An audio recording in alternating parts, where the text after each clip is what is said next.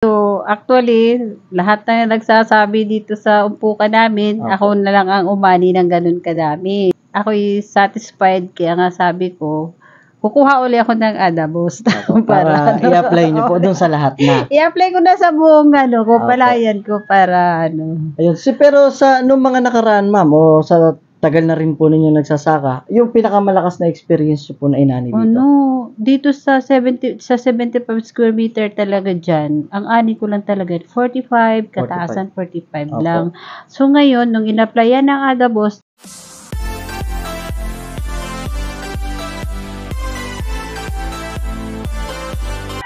Isang magandang araw na naman po mga kasaka. Ako po muli ito, ang inyong agriculturist. Sumasaludo sa magsasakang Pilipino para sa Pilipino. So ngayong araw po ay nandito po tayo ngayon sa San Juan na Victoria. Dito pa rin po sa probinsya ng Oriental Mindoro.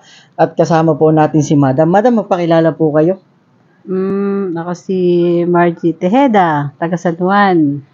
Ilang hektarya, Madam, ang inyo pong sinasaka at gano'n na po kayo katagal nagsasaka? Bali ko lang 3. 3 hektarya po.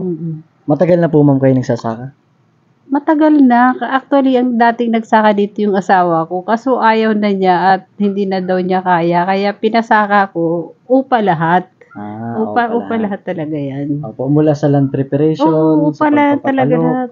Lahat ay upa. Ang hindi lang siguro upa, yan yung pag pinag-aralan ko yung magbabad ng binhi. Yun lang ang hindi upa, pero actually upa talaga lahat dyan sa lahat ng kilos upa yan. So yun, at isa po si Madam sa mga nakagamit po nitong ating Adabos Biofertilizer, at ngayon nga po ay, Madam, kung natatandaan niyo po yung kung paano niyo ginamit yung Adabos Biofertilizer, pwede niyo po bang ikwento sa amin? Yun yung isang bote ng adabos, imimix sa isang 1.5, shake, then i-spray isang sardinas sa isang sprayer. So, kailangan walang tubig, imimix sa panda mo. Diba? Minix nyo na po sa panda mo? Actually, hindi ko i-minix dahil hindi ako nag-ano ng panda mo, pero yung description sa akin, sa panda mo imimix para ang lakad ay bahagya, hindi mabilis. Ayun. So yun, hindi, solo lang siya. Solo application siya, walang panda mo, walang ano. Mga ilang araw po, ma'am, pagkatapos nung lipat tanim kayo nag-spray? Mga 5 days. Mga 5 days. Na ang window of application naman po ng pag-apply natin ng Adabos is 0 hanggang 15 days. Pero sa 5 days pa lang, ini-apply nyo na po, mas maganda naman po talaga yon. So, ma'am, dahil po kayo ay nakaani na, ay kakamustahin po natin kung ilan po ang inani dito po sa inyong palayan. So, ma'am, kamusta po? Satisfied ako ngayon sa ani ko. Dahil nakailan sako po ba kayo, ma'am, sa inani niya? Dito sa 2.2, naka 217. So, actually, lahat na nagsasabi dito sa umpukan namin, ako na lang ang umani ng ganun kadami. Dito po sa inyong lugar? Dito sa aming umpukan. Opo. Kaya, ako'y satisfied, kaya nga sabi ko, kukuha uli ako ng adabos. Para i-apply nyo po dun sa lahat na. I-apply ko na sa buong palayan ko para Ayun. Pero sa nung mga nakaraan, ma'am, o sa tagal na rin po ninyo nagsasaka, yung pinakamalakas na experience nyo po na inani dito? Dito sa 75 square meter talaga dyan, ang ani ko lang talaga, 45, kataasan 45 lang.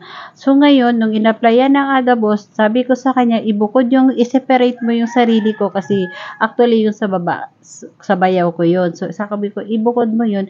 Dito sa sarili ko na walang 0.75 yun, siya, naka 68 siya. So, siguro, plus may nadagdag pa kami doon sa baba na 2 banos. Siguro may 100 ang isang, talaga 100 isang hektarya. So, sa kabuuan po ay 217. Ang timbang, ma'am, kamusta? 55. 55. Ayun na po ang average na timbang. Dahil yung total ng timbang, dinivide ko sa kaban. Dinivide nyo na. Sa kaban. So, na 55 something. Ayun. Hindi pa ako hindi ako nagpulyar. Ay, ano pala po ma'am, sa pag-apply ng abono, nakailan sako po kayo dyan sa lahat na Bali, 3 application kasi ako eh. every application ma'am, nakakailan sako Nung po kayo? una ay 9, padalawa ay 8. Walo. Lesser na lesser. Opo, pabawas. Pabawas na Tapos hindi na po pabawas. kayo gumamit ng foliar. Hindi ako gumamit ng pulbo. Mga insecticide po. Yun, sa insecticide, gumamit ako. Actually, gumamit ako din ng di ba sir, nakita mo na namumula. Inisprayan namin ng Amur. Opo. Nakailang buti din ako ng Amur. 3 wari ko yun kasi Opo. buong Actually, naka-recover naman siya. Gumanda. Nung na-spray ng Amur, umukay siya. Ayun. At ma'am, sa paggamit niyo po yung sa paggamit po niyo ng Adabos, sa palagay niyo po, marerekomenda niyo po ba sa mga nakakapanood o kaya sa mga kaibigan niyo dito sa Karatig lugar? Mare-recommend ko kasi